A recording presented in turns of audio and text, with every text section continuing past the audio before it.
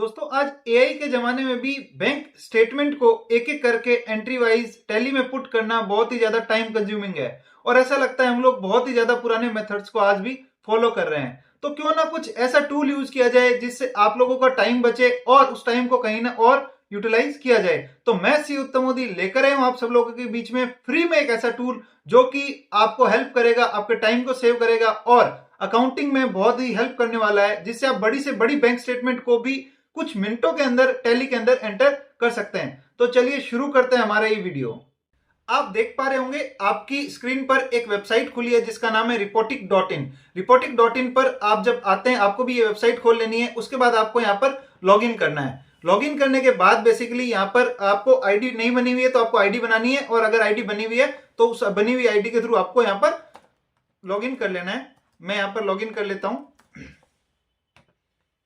Login करने के बाद आपके सामने दो फीचर्स अवेलेबल है, जो है file e commerce sellers GSTR1, जो कि ई कॉमर्स सेलर्स है, आपके कोई क्लाइंट है तो आप इसका यूज कर सकते हैं। ये आपको 30 डेज जो है वो फ्री ट्रायल देता है। वहीं अभी हमने क्या करना है, टैली के अंदर बैंक की एंट्रीज करनी है, तो हम लोग दूसरा जो फीचर है PDF bank statement to Tally XML, ये वाला यूज करेंगे जो कि फ्री में अवेलेबल है। इस पर क्लिक करेंगे।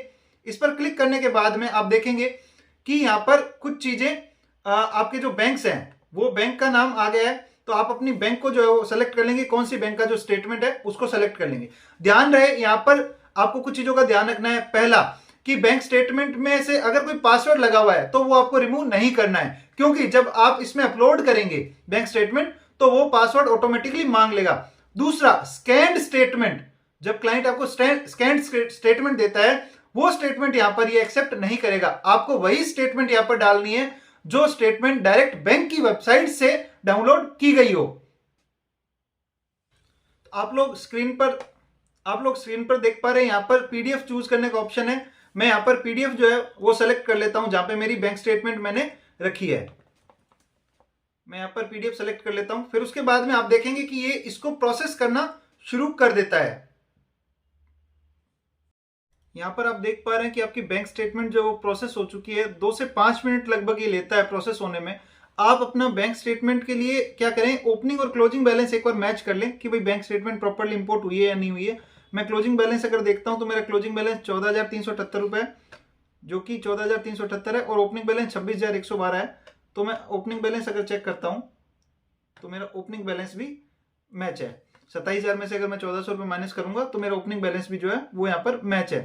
तो अब इसके बाद में आपने क्या करना है, बेसिकली आप अगर कोई और सॉफ्टवेयर यूज कर रहे हैं जहां पर ये फैसिलिटी अवेलेबल है तो CSV फाइल के थ्रू आप उसमें इंपोर्ट कर सकते हैं। यहाँ पर टैली के लिए आपको स्पेसिफिकली दिया गया है, तो टैली XML पर आपको क्लिक करना है और यहाँ पर जो टैली XML जो है वो आपकी डाउनलोड हो जाएगी। उसके लिए आपको ध्यान क्या रखना है कि आपको इस फाइल का नाम, जो आप अपनी स्क्रीन पर देख पा रहे हैं प्रोसेस हो रहा है, देखते रहिए, कि इस फाइल का नाम जो आपको वही रखना है जो आपने टैली के अंदर रखा है। तो मैं एक बार अगर चेक कर लूं तो मैंने बैंक का नाम जो है वो PNB रखा है, ठीक है। तो मैं यहाँ पर जो फाइल का नाम है वो सेम रखने वाला हूं। मैं यहाँ पर PNB रख लेता हूं। पीरियड ये ऑटोमेटिकली लेता है, आप चाहें तो पीरियड स्पेसिफिक सेलेक्ट कर सकते हैं। मैं यहाँ पर इसको डाउनलोड कर लेता हूं। यहाँ पर डाउनलोड करने के बाद में जैसे ये फाइल डाउनलोड होती है तो मैं इसको स्पेसिफिक पाथ पर जो है वो पेस्ट कर देता हूं। जैसे कि मैंने ये फाइल जो है वो यहाँ पर फाइल जो है वो पेस्ट कर दी है। अब मैं इसका पाथ कॉपी कर लेता हूं। इसका पाथ कॉपी कर लिया मैंने। अब मैं टैली खोलता हूं। टैली में आपने क्या करना है, बेसिकली टैली में आपने इंपोर्ट बटन पे क्लिक करना है। इंपोर्ट पे क्लिक किया। मैं आपको सबसे पहले दिखा देता हूं कि मेरी बैंक स्टेटमेंट में एक भी एंट्री नहीं हुई है अब तक, ठीक है। मैं अब इंपोर्ट पे क्लिक करता हूं। इंपोर्ट पे ट्रांजेक्शन पे आपको जाना है। ट्रांजेक्शन पर आप यहाँ पर स्पेसिफिक पाथ जहां पर आपने वो फाइल रखी है वो फाइल यहाँ पर पेस्ट कर दें, Ctrl+A करें। ये देखिए आपका डेटा जो है इंपोर्ट हो गया है। अब मैं अपना PNB ओपन करके दिखाता हूं। आप देखिए मेरा PNB का पूरा अकाउंट विद नरेशन जो है वो इंपोर्ट यहाँ पर हो चुका है। अब यहाँ पर सारी एंट्री जो है वो सस्पेंस के अंदर है। तो बेसिकली अब इनको पर्टिकुलर लेजर में ले जाना है। तो लेजर में कैसे ले जाएंगे मैं आपको बताऊं। तो यहाँ पर मेरे सिस्टम में यहाँ पर कुछ जो बटन है वो ओपन है। इसको कैसे ओपन करना है मैं आपको बता देता हूं। आपको वापस रिपोर्टिंग पे आना है। रिपोर्टिंग पे आने के बाद इसके होम पेज पर आपको क्लिक करना है। होम पेज पर आप टैली का TDL जो है वो टैली का TDL देख पा रहे हैं। टैली TDL आपका डाउनलोड कर लीजिए। टैली TDL डाउनलोड करने के बाद में आप इसको पेस्ट कर लीजिए स्पेसिफिक फोल्डर के अंदर और इसको एक्सट्रैक्ट कर लीजिए। जब आप इसको एक्सट्रैक्ट करेंगे, ये एक्सट्रैक्ट हो गया। अब फोल्डर के अंदर एक फाइल है, इस फाइल के लिए हम इसका पाथ कॉपी कर लेते हैं, पाथ कॉपी कर लेते हैं। और अब यहां पर हम लोग क्या करेंगे, बेसिकली हेल्प के अंदर क्लिक करेंगे। हेल्प के अंदर क्लिक करने के बाद में हम लोग TDL एंड एडॉन्स पर क्लिक करेंगे। ठीक है, यहां पर मैंने इंपोर्ट कर रखा है, आपको इंपोर्ट करने के लिए मैनेज लोकल TDL पर क्लिक करना है। यहां पर आपको स्पेसिफिकली पाथ जो है वो स्पेसिफिक पाथ देना है और इंपोर्ट कर लेना है। मैं यहां पर आपको वापस इंपोर्ट करके दिखा देता हूं।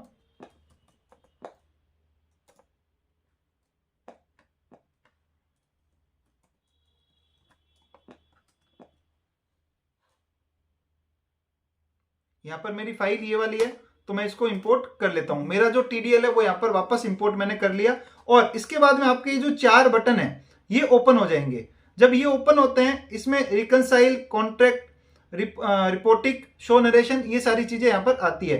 तो जैसे ही मैं यहां पर नरेशन पे क्लिक करता हूं तो मेरे नरेशन यहां पर मेरे को दिखने लग जाते हैं। अब नरेशन के थ्रू हम लोग फिल्टर करेंगे कि भाई हमें जो एंट्रियां करनी है वो रिस्पेक्टिव लेजर में करनी है। तो अब मेरे पास सबसे पहले अगर मैं बात करूं, मेरे को यहां पर MCA के कुछ एक्सपेंसेज है मेरी इस बैंक स्टेटमेंट में। तो मैं यहां पर क्या करता हूं, बेसिकली नरेशन को फिल्टर करता हूं। नरेशन को फिल्टर करके मैं यहां पर MCA पर फिल्टर लगा देता हूं। यहां पर MCA के जो एक्सपेंसेज है वो मेरे सामने आ गए। अब मैं इनको सेलेक्ट कर लेता हूं। टैली आप सब लोग चलाते हैं, आप सारी एंट्रीज को सेलेक्ट कर लीजिए जो कि आपको पेस्ट करनी है। यहां पर रिप्लेस लेजर पर क्लिक करेंगे। फिर उसके बाद select ledger to be replace, कौन सा लेजर जो आपको रिप्लेस करना है, सस्पेंस अकाउंट, और कौन से लेजर में डालना है आपको, न्यू लेजर। तो मैं यहां पर न्यू लेजर, मेरा MC एक्सपेंसेस का लेजर नहीं बना हुआ, मैं लेजर बना लेता हूं।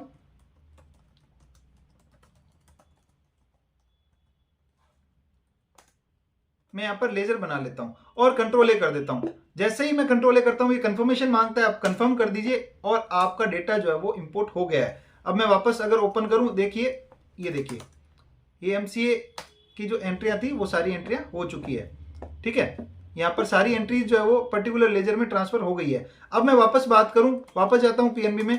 यहां पर मेरे पास एक कुछ एंट्री जो है वो आती है, रजौर पे से इनकम आती है, वो मेरे इस बैंक स्टेटमेंट में है क्योंकि हमें पता है। ठीक है, तो अब मैं यहां पर रिप्लेस लेजर में जाता हूं।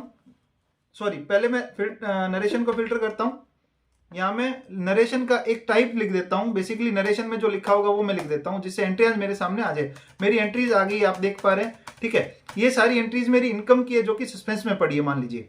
ठीक है, तो इसको क्या करेंगे, रिप्लेस लेजर। अगेन मैं आपको प्रोसेस जो रिपीट कर रहा हूं, रिप्लेस लेजर कौन से लेजर से करना है, आपको सस्पेंस से ले जाना है रोजर पे में। तो मैं यहां पर रोजर पे का भी मेरा लेजर नहीं बना हुआ है, तो मैं बना देता हूं। ठीक है,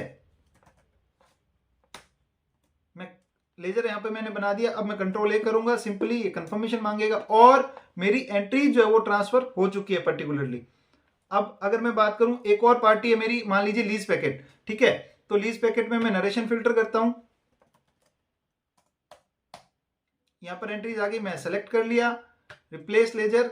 यहां पे कौन से लेजर से करना है, यहां से करना है। पार्टी का लेजर मेरा मान लीजिए बना हुआ है, तो ठीक, नहीं बना हुआ तो मैं यहां पर क्रिएट कर लेता हूं। मैंने क्रिएट किया, यहां पर कंट्रोल A मारा और मेरी एंट्री जो है वो पर्टिकुलर लेजर में जा चुकी है। अगर आप चेक करना चाहें तो देख सकते हैं, ये देखिए, ये एंट्रीज मेरी यहां पर हो चुकी है। तो इस टाइप से आप इसको यूज करके अपना बहुत सारा कीमती टाइम बचा सकते हैं। पर्टिकुलरली नरेशंस के अंदर मेजरली आपका पार्टी का नाम लिखा आता है या एक्सपेंस का टाइप लिखा आता है, तो उसके थ्रू आप रिस्पेक्टिव हेड में उसको ट्रांसफर कर दीजिए, जिससे क्या है, आपका बहुत ज्यादा टाइम बच जाएगा और एंट्रीज जो है वो क्विकली आप कर सकते हैं। So thank you so much for watching this video. अगर आप लोगों को लगता है कि एक वैल्यूएबल इनपुट था तो इसको शेयर जरूर कीजिएगा। Thank you so much.